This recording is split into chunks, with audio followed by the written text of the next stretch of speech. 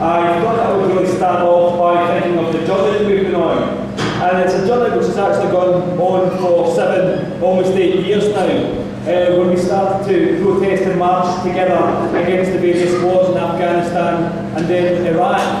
And over that time there have been 3 highlights for me. And I want to just name them and then I want to explain why the highlights.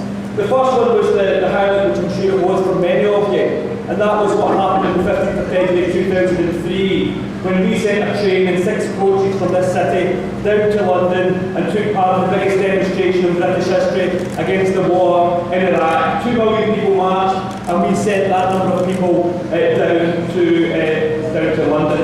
But what was significant for me was not only the scale of that, but it was the first time that I came across and worked together hand in hand in solidarity with people like Mulana Elias, who spoke earlier on, Mulana Saeed, Mokhtar, people from across the various communities. We worked together for the first time, and we put in place a network which has served us well from all the communities of Preston, with all the various events and all the various atrocities in Afghanistan and Iraq and Palestine are taking place. So that was a national event. It's an international event, but I think it also had a huge impact on Preston and how we can relate to these events in Preston. The second thing of significance to me was when Condoleezza Rice came to the Northwest. She was coming to the Northwest and she was going to go to Liverpool, and that's where the majority of the demonstrations were being held. But we also had to have a demonstration in Blackburn. And that's significant for 2 reasons. First of all, because the Labour Council in Blackburn tried to ban us having a meeting. George Galloway came up, and I think at the time he arrived, we were on to our 3rd venue because they kept on banning the meetings that we were having. But on the first day that she arrived in Blackburn, we were outside the school. We weren't sure how many people were there, but it was important for me because it gave me my favourite slogan that's been brought up in the last 8 years. As we were outside the school, we came up with the slogan, Condoleezza Rice go home, because that seemed to encapsulate what we wanted, so that was okay. But the young people who refused to go to school that day, they came up with a better one. Their slogan was, no more rice, we want chapatis. For me that was important because one of the things I want to say is about our demonstrations have not been all about gloom and doom. Actually, we've been excited, we've been marching together, we've laughed together. But that demonstration also brought Preston and Blackburn closer together. And the third big event really is what's happened over the last 3 weeks. I'll talk in a minute about the impact in Gaza, but I want to also emphasise the impact of what's happened in Preston. Because Preston and Blackburn have worked together, but what it meant was that because we had a network that was right back to the February demonstration of 2003, we could call a demonstration with 20 hours notice when the Israelis launched an attack in Gaza and get 400 people onto the flag market. That was a fantastic turnout. It was between Christmas and New Year, but it was because we had that network of people, of all those people who worked so very hard. We then had a demonstration, the biggest demonstration in Preston for a generation, at least a generation. There's some debate about whether there's no tax was about or not, but that seems to me to be irrelevant. At least it was the biggest demonstration in Preston for a generation. And the following week, there was an even bigger demonstration in Blackburn, which we took full part in it. Again, we had linked together and we were able to put together in the case of support for the Palestinians. So I want to finish this first part of my speech by really putting on record my thanks to a whole layer of people who probably don't get thanked enough in the work we get doing. Mokhtar Master, Ishmael Timo, Mulana Saeed, Mulana Elias, Mick Mulcahy, Pete McMarston. There's a whole layer of people who have worked tirelessly over the last 3 weeks, and without them we wouldn't have had a demonstration, and I want to start off really by formally thanking them in this way. Now, as we have marched and we have demonstrated and we have held our meetings, the reason for that, of course, is the scale of what the Israelis have done in Gaza. And as the media, as the world's media has got in there, we have started to get the full nature of what's going on. And Israeli government, the 4th largest army in the world, the misnamed Israeli Defence Force, there's nothing defensive about them. They're an aggressive military regime. And there they were in Gaza, bombing, as Mokhtar said, one of the most overcrowded spots in this earth, and using phosphorus and uranium-tipped weapons. These things are war crimes. These things are war crimes. The Israelis have committed war crime after war crime in the Gaza Strip over the last 3 to 4 weeks.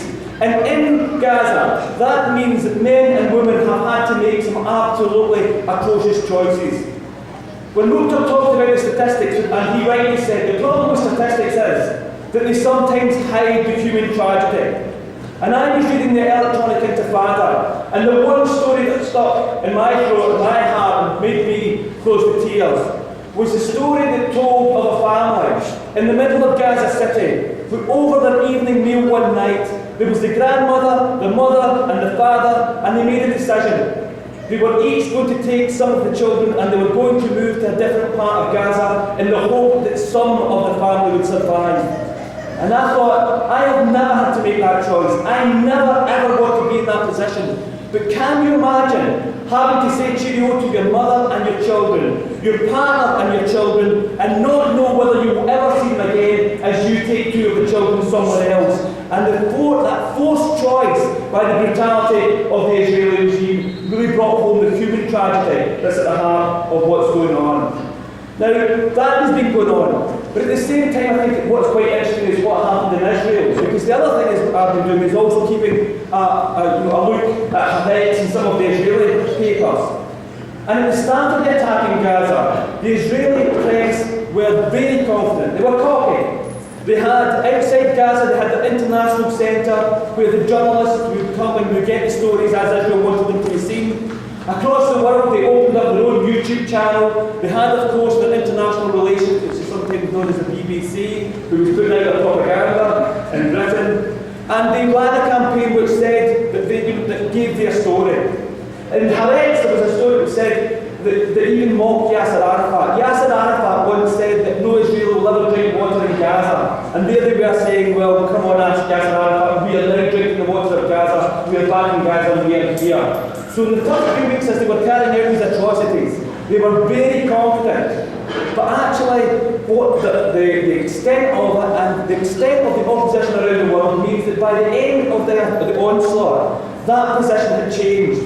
Last week, the Israeli government took a decision, and the decision was that no colonel or anybody senior than a colonel in the IDF could leave Israel for the time being because they were concerned that if they turned up in Britain or France or Germany or Spain or parts of Latin America, they would actually be arrested for war crimes. A fantastic thing for them actually to be scared about that actually happening. And if I want to know why that happened, it seems to me that was because we didn't sit in our houses and watch the screens and be horrified.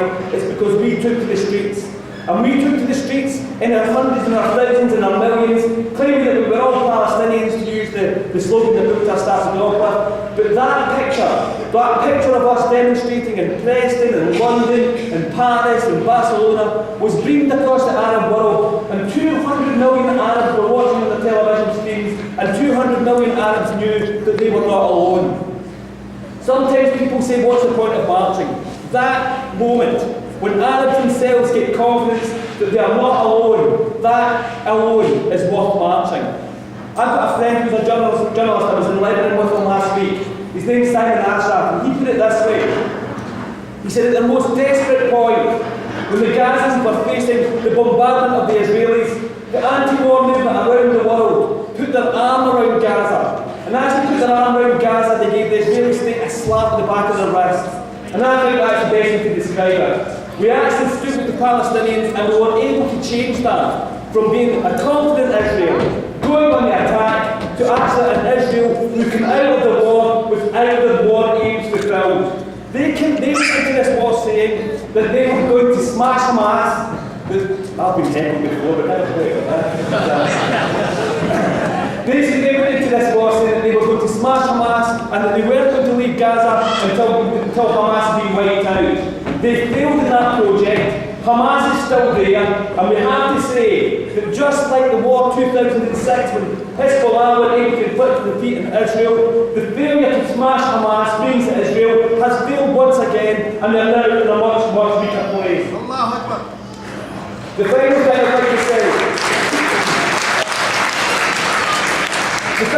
like to say is that obviously we'll now go on to George and he's going to talk about the convoy. I've deliberately not spoken about this, but it's a fantastic event, the convoy. We should give it all our support. But of course, as the Convoy leaves these shores on the 14th of February, there are other things that we should do as well. We should make sure that we finance that, but in the meantime, we should also be supportive of those students up and down the country who continue to occupy their universities against the Gaza and against the humanitarian disaster there. And if you, the Cardinal Newman College, if you, the UFAN, then take it to the student union and demand something for the university as well. So we don't go away now. It isn't finished. Actually, we're on the front foot. We should boycott Israeli goods. We should take the motion to the council. We should take it to a students' union. If you're in a trade union, link your trade union with a trade union in Palestine and get the boycott of Israeli goods. This isn't the end. This is the end of the beginning, but it's not the end. We now have to go into the offensive. We have to put the Israelis on the back foot. We've never been in a better position to do that. We've never been in a better position where Palestine has so much support in Britain and across Europe. This is the beginning of a new phase of the struggle for a free Palestine.